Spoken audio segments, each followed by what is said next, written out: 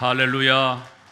하나님의 크신 사랑과 은혜와 위로하심이 여러분 모두에게 함께 하시기를 축원합니다. 귀하고 은혜로운 찬양 감사합니다. 옆에 분들하고 인사하시겠습니다. 감사합니다. 잘 오셨습니다. 반갑습니다.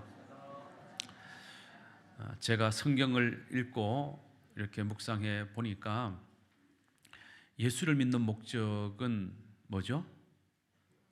예수를 믿는 목적이 뭐죠? 천국 가는 구원을 얻기 위해서. 그걸로 끝입니까? 그걸로 끝이에요? 그렇지 않죠. 우리가 주일마다 교회 나와서 말씀 듣고 기도하고 찬양하고 또 이렇게 신앙생활하고 훈련받는 이 모든 과정을 통해서 우리는 이전보다 더 좋은 사람이 되려고 예수를 믿는 거예요. 그러니까 우리가 어제보다 오늘 더 나은 사람이 돼야 되고, 오늘보다는 내일이 더 나은 사람이 돼야 되고. 자, 옆에 분들하고 다시 한번 인사하겠습니다. 더 좋은 사람이 됩시다. 예. 지금 또 좋으신 분들이지만 앞으로 더 좋으신 분들 되시기를 주님의 이름으로 축원합니다. 예수님의 공생애는 3년입니다. 예수님은 이 땅에 오셔서 우리 인간의 나이로 따지면 33년 정도 사셨는데 30년은 그냥 아들로서 또 이렇게 가정에서 또 동생들과 함께 살았던 그런 시간이었고, 나머지 3년은 하나님께서 이 땅에 주님을 보내신 그 목적을 이루시기 위해서 사신 생애다 해서 그 생애는 공생애, 공적인 목적을 이루기 위한 삶이었다 해서 공생애라고 하는데, 그 공생의 기간은 몇 년? 3년이었습니다.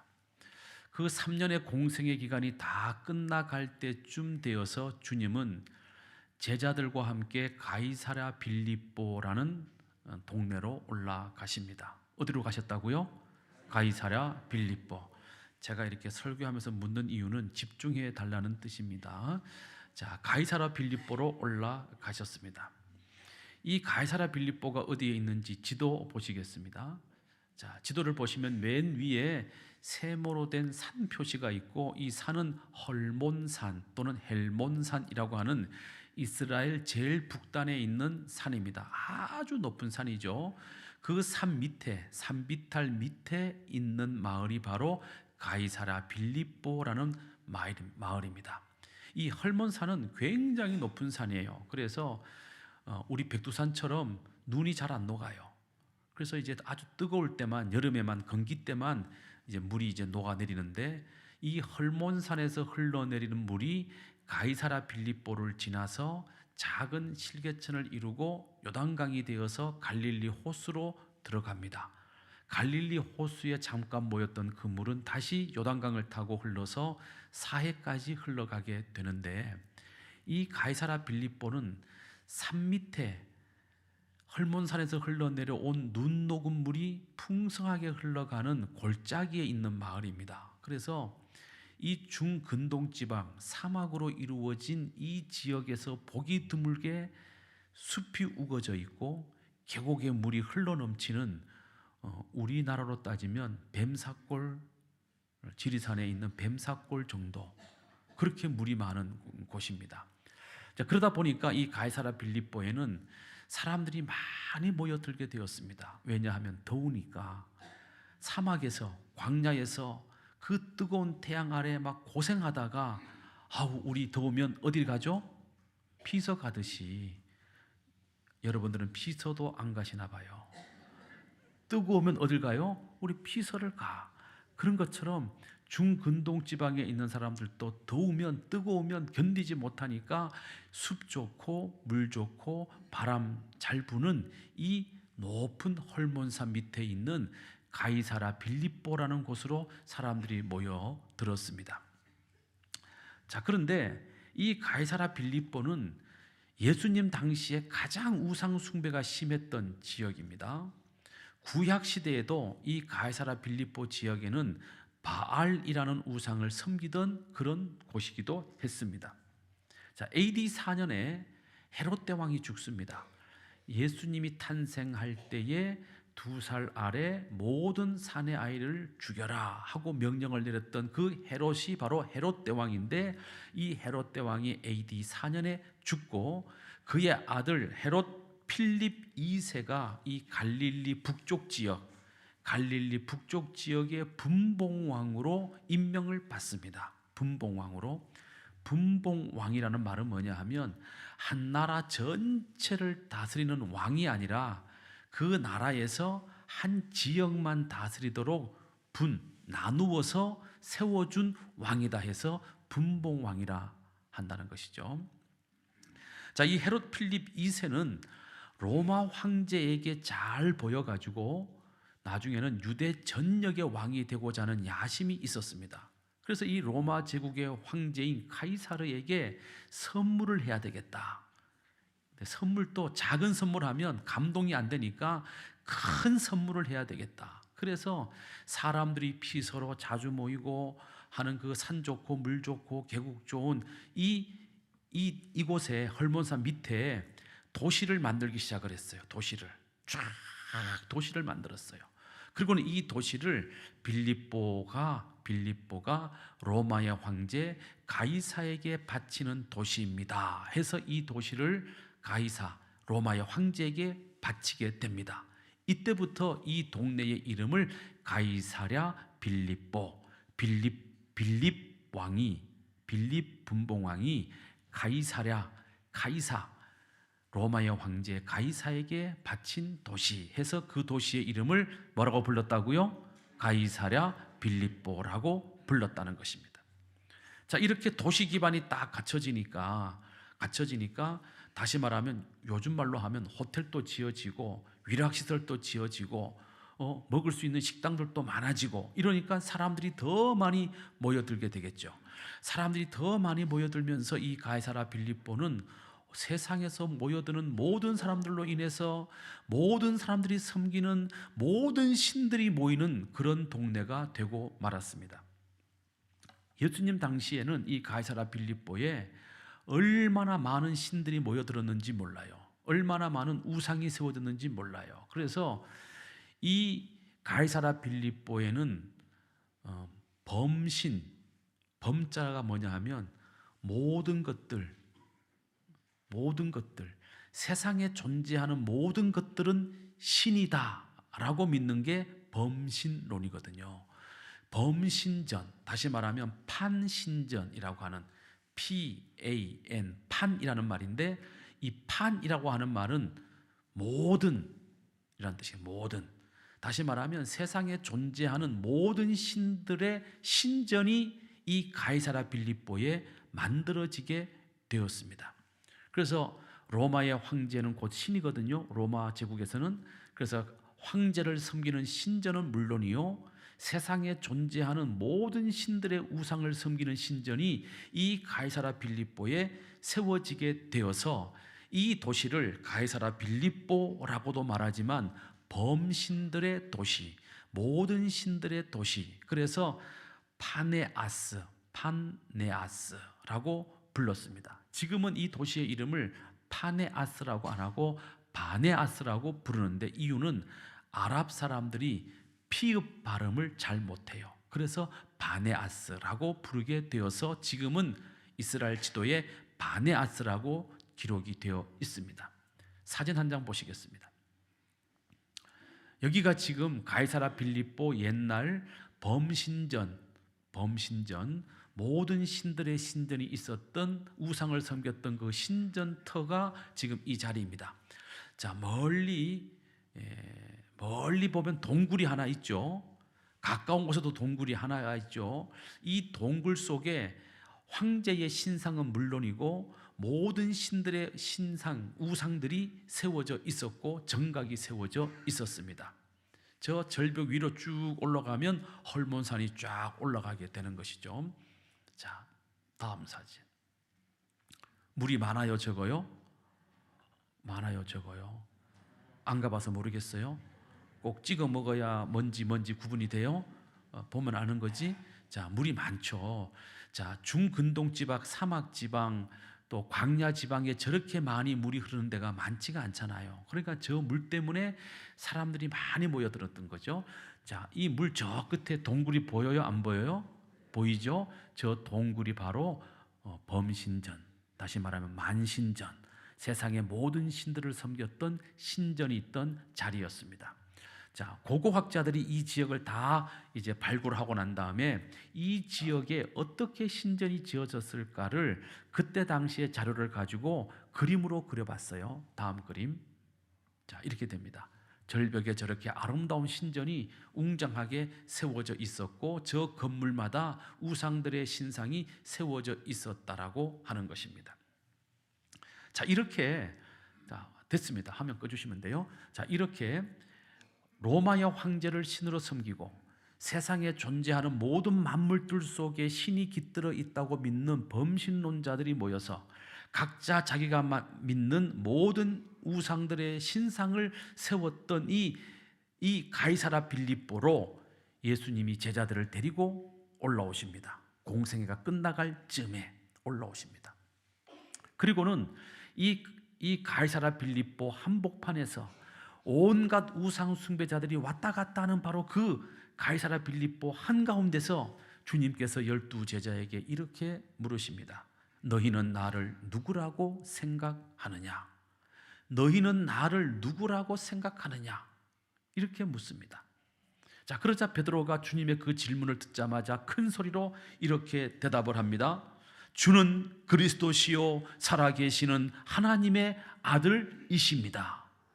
정답입니까? 오답입니까? 정답이죠. 정답.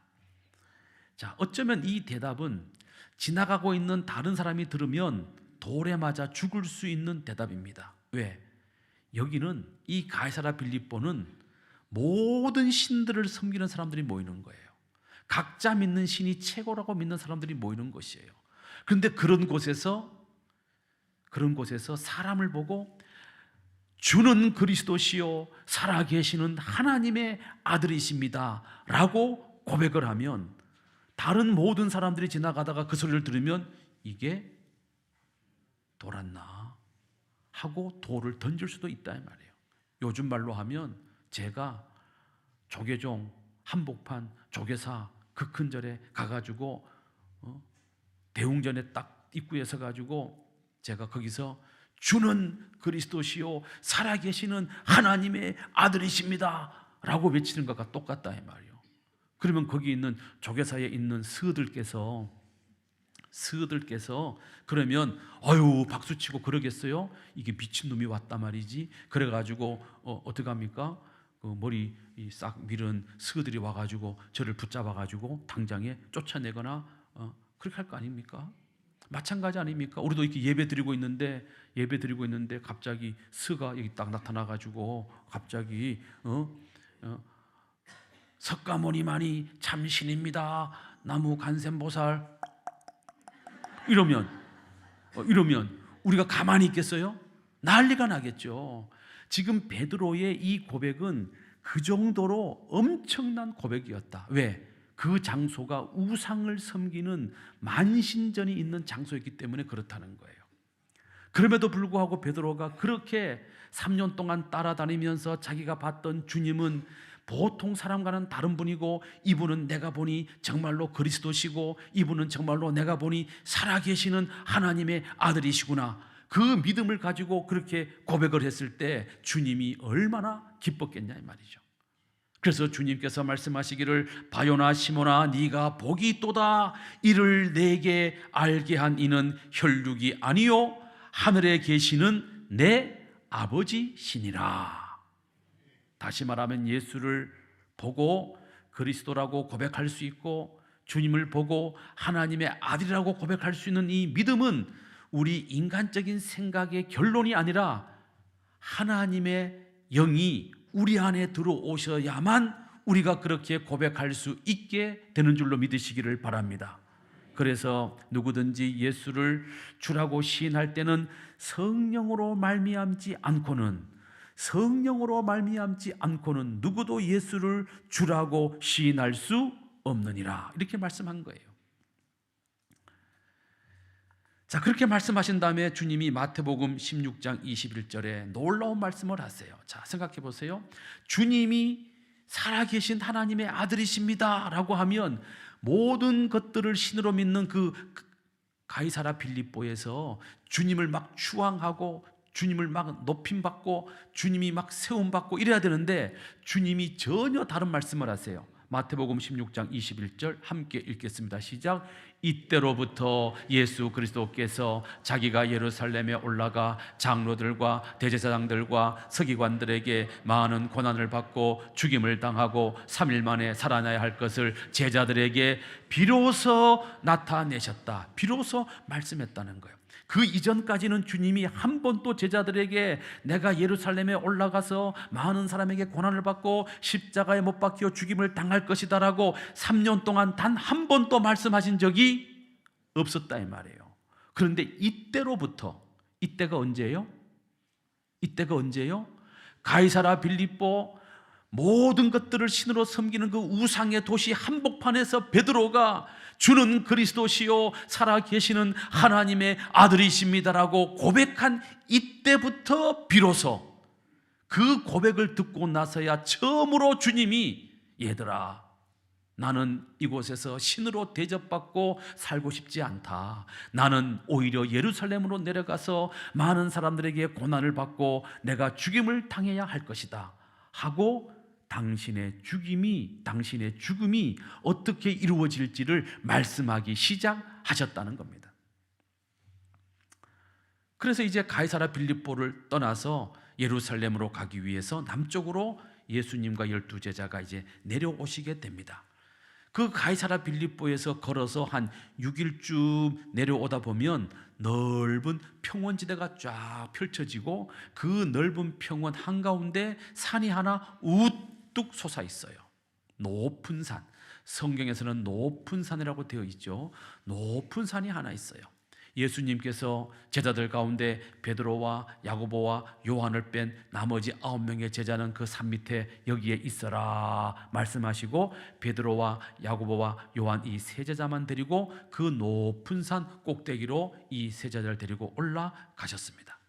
그 높은 산 꼭대기에 올라가셔서 예수님께서 기도하실 때에 갑자기 예수님의 용모가, 예수님의 모양이 갑자기 한 번도 세상에서 본 적이 없는 영광스러운 모습으로 확 바뀌시는데 막 광채가 쫙 나고 막 뭐라고 표현할 수 없는 그런 막 어마어마한 영광스러운 모습으로 예수님의 모습이 쫙 변화되는 거예요.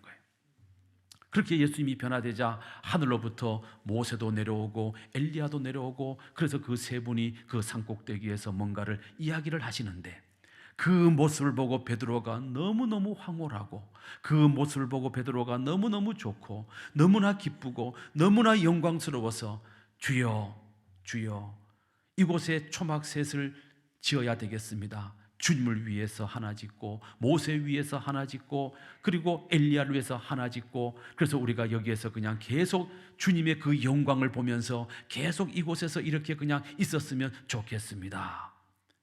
그렇게 말씀을 드립니다. 그러자 예수님이 아니다 얘들아 내려가자. 왜 내려가야 돼요? 왜 내려가야 됩니까?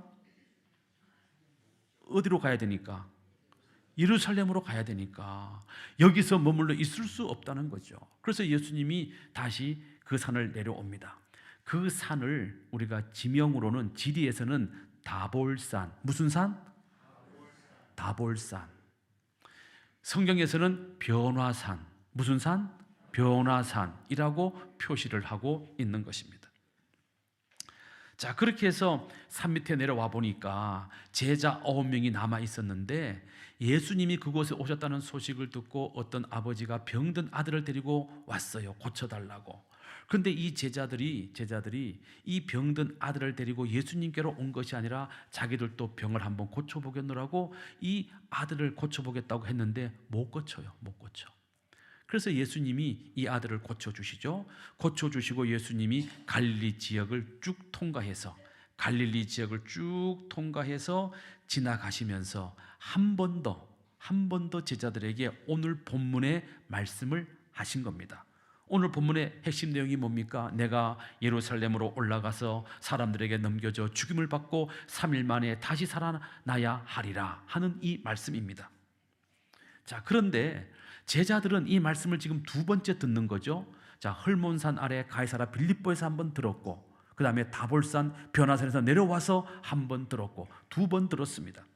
자, 그런데 주님이 두 번이나 같은 말씀을 하셨음에도 불구하고 제자들은 이 말씀이 무슨 뜻인지, 주님이 왜 이 말씀을 하시는지 알지도 못했고 깨닫지도 못했고, 왜 그런 말씀을 하십니까? 라고 주님 앞에 묻지도 못했다고 오늘 성경은 기록하고 있습니다. 왜 제자들이 묻지 못했을까? 두 가지 이유 때문에 묻지 못했습니다. 첫 번째 이유는 주님께서 가이사라 빌립보에서 처음으로 예루살렘으로 올라가 내가 고난을 당하고 죽임을 당하리라 이 말씀을 하셨을 때 베드로가 아니되옵니다, 그리하지 마옵소서, 결코 그런 일은 주님께 일어나지 않을 것입니다 라고 나섰다가 주님으로부터 야단을 맞았거든요. 사탄아, 내 뒤로 물러나거라. 네가 하나님의 일은 생각지 아니하고 도리어 사람의 일을 생각하는도다 하면서 예수님 앞에 책망을 들었거든요.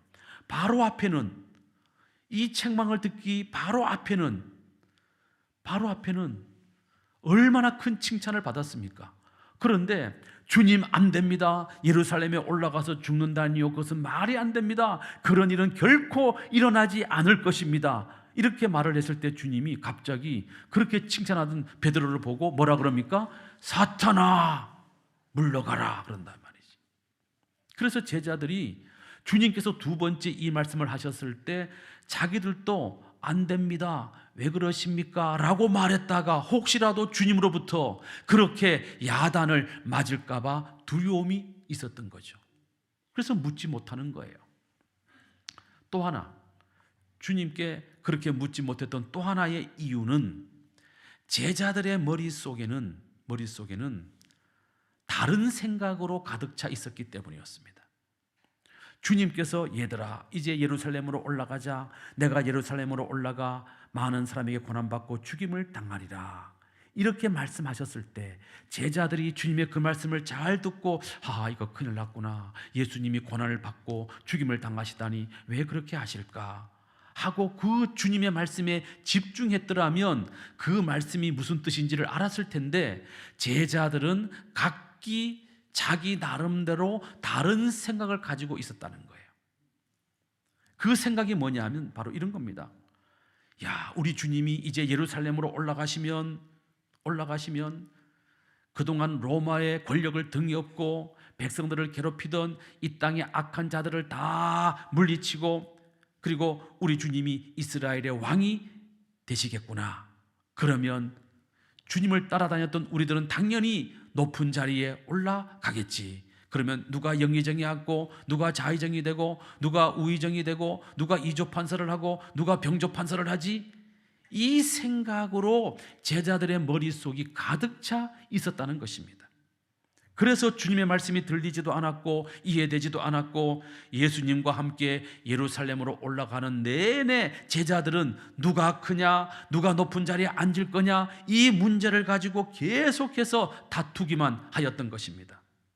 그러니 주님께서 얼마나 답답했겠습니까? 그래서 마가복음 10장, 마태복음 20장, 누가복음 18장에 보면 주님께서 예루살렘으로 올라가시는 중에 여리고성에 들어가기 바로 직전에 한 번 더, 세 번째 똑같은 말씀으로 이제 내가 예루살렘으로 올라가면 많은 사람에게 고난을 당하고 죽임을 당할 것이나 3일 만에 부활할 것이다라는 말씀을, 세 번째 같은 말씀을 반복해서 들려주십니다.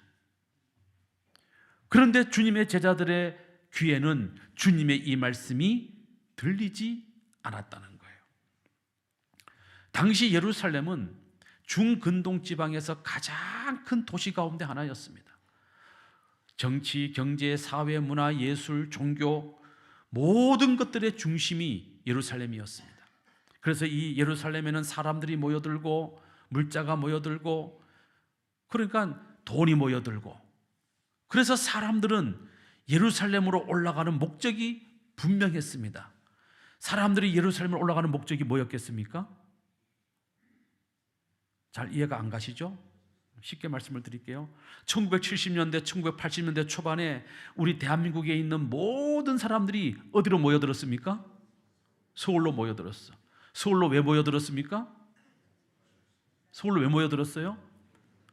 돈 벌어서 잘 먹고 잘 살고 출세하려고 모여들었어요. 왜? 서울은 물자가 모여들고 사람이 모여들고 기업이 모여들고 회사가 모여들고, 그러니까 저 시골에서 흙파 먹고 땅파 먹어봐야 먹고 살 게 없으니까 야, 이거 안 되겠구나, 서울로 올라가면 뭔가 할 일이 있겠지, 돈 벌 일이 있겠지, 직장이 있겠지. 그래서 여기 앉아 계시는 분들의 태반 이상이 다 그때 이렇게 올라와서 터잡고 자리 잡고 이렇게 살고 계시는 것 아닙니까? 똑같은 거예요. 저 갈릴리 촌놈들로 이루어진 예수님의 12제자들 머릿속에도 예루살렘으로 올라간다, 이 개념은 결국 잘 살려고 올라간다, 이 개념이 되는 거예요. 이해가 되시죠? 네. 이해가 되시면 좀 고개라도 끄덕여 주세요. 네. 이해가 되시죠? 네. 자, 그러니까 갈릴리에서 고기나 잡고 농사나 짓던 이 촌놈들이, 예수님이 자기들이 3년 동안 지켜보니까 막 오병이어의 기적도 일으키지, 죽은 자도 살리지, 막 풍랑도 잠잠케 하시지, 막 병든 자도 고치지, 이런 무한한 능력 가진 주님이 예루살렘으로 올라가노라 이렇게 말씀하시니까, 야, 이제 우리가 예루살렘에 올라가면 망한다, 잘 산다? 잘 산다. 출세한다, 못한다? 출세한다. 이 생각이 가득 차버린 거예요, 머릿속에. 그래서 제자들이 주님으로부터 이제 내가 예루살렘으로 올라가면, 이 말씀을 들을 때, 그래, 이제 드디어 됐구나, 그런 놀라운 능력 가진 주님이 예루살렘에 올라가시면 왕 말고 할 게 뭐가 있겠느냐, 그러면 예수님이 왕이 되시면 나는 이조 판서가 돼야지, 나는 영의정이 돼야지, 야, 이제 내 팔자 고치게 되었구나, 그 생각밖에 안 하고 있는 것이었습니다. 주님은 그것이 답답했습니다. 분명 가이사라 빌립보에서 베드로가 주는 그리스도시요 살아계시는 하나님의 아들이십니다라고 고백하는 그 고백을 모든 제자가 들었고, 베드로가 칭찬받는 것도 들었습니다. 그래서 비로소 처음으로 이제 내가 예루살렘으로 올라가 고난당하고 죽임을 당할 거라고 말씀해 주셨음에도 불구하고, 그래서 예루살렘으로 출발을 했는데도 불구하고 제자들은 주님으로부터 그 말씀을 듣고도 여전히 이제 주님과 함께 우리가 예루살렘에 올라가면 출세할 거야, 더 잘 살게 될 거야, 이 생각만 하고 있었기 때문에 서로 다투기나 하고 주님의 말씀은 들리지도 않았다는 것입니다. 여러분, 예수님께서 공생애가 끝나갈 바로 이 시점에 예루살렘으로 올라가 고난당하고 죽임을 당해야 되는 그 이유가 무엇입니까? 온 인류를 죄에서 뭐 하시기 위하여? 구원하시기 위해서 그렇게 하셔야만 되는 것이죠. 근데 주님이 이렇게 예루살렘에 올라가셔서 고난당하고 죽임당하실 것을 예수님보다 970년 전에 살았던 다윗이라고 하는 사람이 마치 본 듯이, 예수님이 예루살렘에서 고난당하고 죽임당하는 것을 마치 본 것처럼 970년 전에 이미 예언을 했다는 거죠. 시편 22편 16절 18절 말씀 함께 읽겠습니다. 시작. 개들이 나를 애워쌌으며 악한 무리가 나를 둘러 내 수족을 찔렀나이다. 내가 내 모든 뼈를 셀 수 있나이다. 그들이 나를 주목하여 보고 내 겉옷을 나누며 내 속옷을 제비 뽑나이다. 자, 이 말씀 어떤 장면이 떠오르죠? 예수님이 십자가에 달려 있을 때 로마의 군병이 수족을 찔렀다. 못으로 찌르고 창으로 찌르고. 맞아요, 틀려요? 맞죠? 그 다음에 예수님의 겉옷을, 예수님의 옷을 어떻게 합니까? 로마의 군병들이 제비 뽑아 나눠 갔지요. 예수님보다 970년 전에 살았던 다윗이라는 사람이 마치 본 것처럼, 970년 뒤에 일어날 일을 본 것처럼 시편에다가 딱 예언해 놓은 거예요. 그래서 다윗은 이스라엘의 왕이면서도 예언자였다, 이렇게 보는 것이 더 정확하지요. 자, 그럼 이렇게 말씀을 드리면, 아유 목사님 어쩌다가 한번 그냥 때려 맞췄겠지, 또 이렇게 또 삐딱하신 분들이 또 어딘가 있어요. 근데 다윗만 그런 게 아니에요. 예수님보다 750년 전에 살았던 이사야라는 사람도 마치 750년 뒤에 예수님이 당한 고난을 본 것처럼 예언을 남겼어요. 그게 바로 이사야서 53장 4절에서 9절까지의 말씀입니다. 좀 긴 말씀이지만 너무나 좋은 말씀이고 뜻있는 말씀이기 때문에 한번 읽겠습니다. 시작. 그는 실로 우리의 질고를 지고 우리의 슬픔을 당하였거늘 우리는 생각하기를 그는 징벌을 받아서 하나님에게 맞으며 고난을 당한다 하였노라. 그가 찔림은 우리의 허물 때문이요 그가 상함은 우리의 죄악을 때문이라. 그가 징계를 받음으로 우리는 평화를 누리고 그가 채찍에 맞음으로 우리가 나음을 받았도다.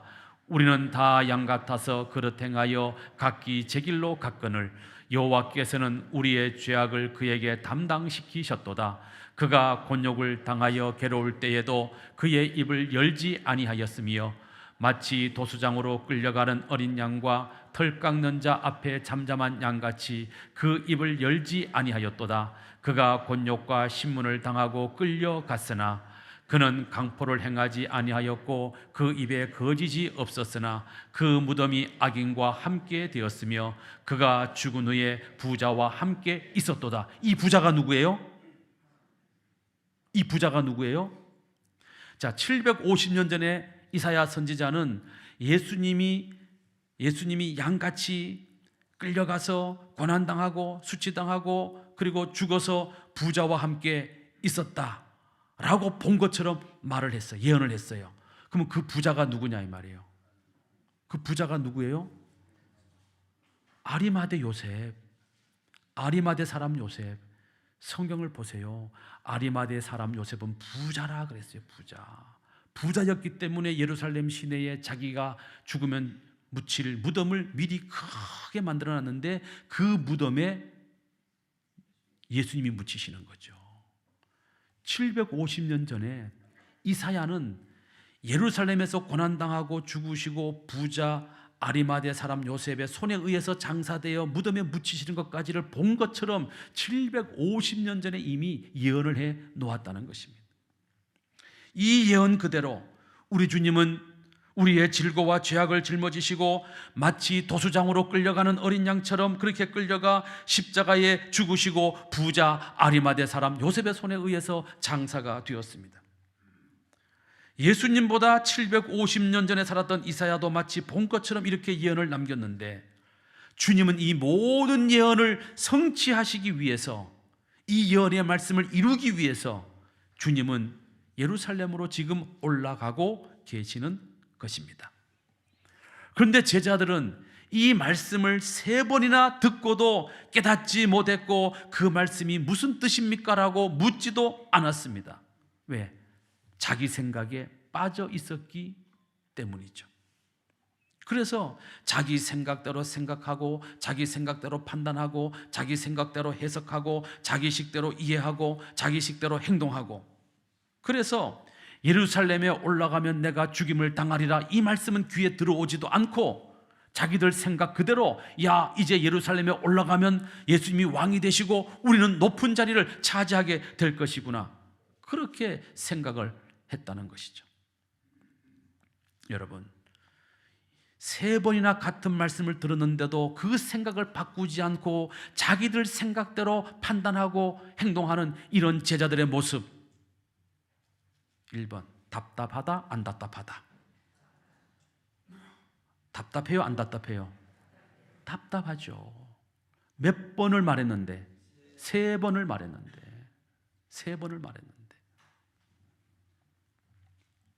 자 그렇다면 여러분 오늘 여러분들의 모습은 어떻다고 생각하십니까?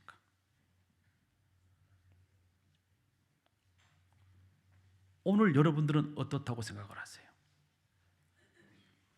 가만히 한번 여러분 자신을 한번 생각해 보시기를 바랍니다. 저는 솔직하게 말씀을 드리면 우리 대부분의 오늘의 모습은요 이 제자들의 모습과 조금도 다를 바가 없다라고 생각합니다. 제자들은 3년 동안 주님과 함께 동고동락하면서 이 제자들은 주님이 누구인지도 분명히 알게 되었습니다. 그리스도시요 살아계신 하나님의 아들이심을 알게 되었습니다. 주님이 시키신 일도 열심히 했습니다. 그리고 주님과 함께 동행도 했고 지금 또 동행하고 있습니다. 그런데 그럼에도 불구하고 주님께서 하신 말씀에 대해서만큼은 자기식대로 받아들이고 자기식대로 해석하고 자기식대로 행동했다는 겁니다. 결국 주님께서 잡히시던 날 밤에 자기들 생각과 다르게 주님이 체포되어 끌려가는 모습을 보고 제자들은 다 도망을 갈 수밖에 없었던 것이죠. 오늘날 교회 안에도 예수님이 누구신지 다 알아요. 예수님이 시키신 일도 열심히 합니다. 그리고 예수님과 지금까지 여러분들도 동행하고 있습니다. 그런데 여전히 자기 식대로 믿고 자기 멋대로 행동하고 자기 멋대로 생각하고 자기 생각대로 판단하고 말씀과는 아무런 관계도 없는 자기 식대로 살아가는 성도들이 얼마나 많이 있습니까?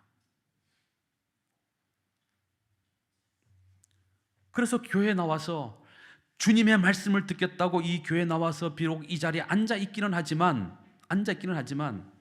내가 듣고 싶어 하지 않는 말씀은 애써 들으려고 하지 않아요.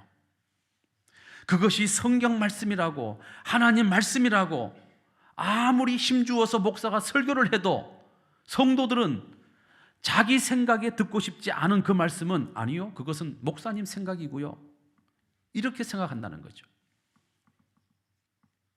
애써 못 들은 척, 안 들은 척, 그리고 그냥 내 식대로 내 생각대로 그냥 계속 그렇게 살아가는 거예요. 그런다고 우리가 주님을 모릅니까? 주님과 동행하지 않습니까? 주님이 시키시는 일을 안 합니까? 다 해요. 헌신하십시오, 봉사하십시오, 전도하십시오. 여러분들의 시간과 물질을 더 많이 바치셔야 합니다. 낮아지시고 겸손해지셔야 합니다. 사랑해야 합니다. 이해하고 용서하셔야 합니다. 그리고 십자가에 자기를 못 박고 손해를 보셔야 합니다. 이런 설교하면 다 안 들어요. 다 안 듣는다고요. 그냥 듣는 척하고 앉아있다가 그냥 가는 거지, 이 제자들처럼. 그런데 여러분, 하나님은 여러분들을 사랑하십니다. 여러분들에게 복 주시기를 원하십니다. 성도 여러분, 복 받으십시오. 잘 되십시오. 형통하십시오. 이러면 귀가 번쩍 열려. 그래가지고 아멘 또 잘해. 너무너무 잘 듣습니다. 그러나 그것은 잘못된 행동입니다. 고치셔야 합니다. 그렇지 않으면 하나님의 심판대 앞에서 여러분들 하나님의 진노의 재앙을 피할 길이 없을 겁니다. 이런 말씀은 듣기는 들어도 회개하지 않고 자기 자신을 돌아보지도 않고 고치려고도 하지 않습니다. 수없이 그런 말씀을 들었지만 여전히 자기 생각대로 말씀과 전혀 관계없는 삶을 이 제자들처럼 살아가고 있는 오늘의 나의 모습을 여러분들 솔직하게 들여다보시기를 바랍니다. 주님께서 고난당하신 것을 묵상하는 사순절 기간입니다. 여러분, 왜 주님이 예루살렘으로 올라가셨습니까? 왜 주님이 고난을 당하셨습니까? 왜 주님이 십자가에 못 박혀 죽으셨습니까? 바로 이런 우리의 부끄러운 모습, 잘못을 잘못이라고 말해줘도 고치지 않고 못 들은 척 외면하며 여전히 자기 생각에 빠져 자기 욕심대로만 살아가고 있는 우리의 이 죄 때문에 주님은 예루살렘으로 올라가셨고 고난을 받으셨고 십자가에 못 박혀 죽으셨습니다. 이번 사순절 기간 동안 진실된 마음으로 말씀 앞에 여러분들 자신을 비추어 보시고, 왜 나는 주님의 제자들처럼 하나님의 말씀을 들어도 못 들은 척하며 살아왔던가? 왜 나는 순종하지도 못하고 오히려 하나님 말씀 앞에 분노하고 거역하고 있었던가? 우리 각자 자기 자신을 깊이 들여다보고 반성하고 회개하고 뉘우치고 고치고, 그래서 주님의 십자가 앞으로 더 가까이 나가는 여러분들 되시기를 주님의 이름으로 축원합니다. 거룩하신 아버지 하나님, 주님의 12 제자들이 자기 생각에 빠져서 주님의 말씀을 깨닫지도 못하고 주님 말씀대로 살지 못하고 자기들 생각대로 살다가 결국 주님 말씀대로 주님께서 잡히시던 날 밤에 그들은 자기 생각들과 어긋난 그 현실 앞에 갈등하며 결국 주님을 버리고 도망치는 안타깝고 어리석은 자들이 되고 말았습니다. 오늘 저희들도 말씀을 듣지만 여전히 내 생각을 버리지 못하고 내 관심을 버리지 못하고 내 생각대로, 내 고집대로, 내 욕심대로 살고자 했던 우리의 자아가 우리 앞에 있습니다. 주여, 이번 사순절 기간 동안 우리 모든 성도들이 주님의 십자가 앞에 나와서 자기 자신을 깊이 돌아보고 잘못된 것은 고치고 반성하고 뉘우치고 회개하고 새로운 사람으로 거듭날 수 있도록 인도하여 주시옵소서. 거룩하신 우리 주 예수 그리스도의 이름으로 기도드리옵나이다. 아멘.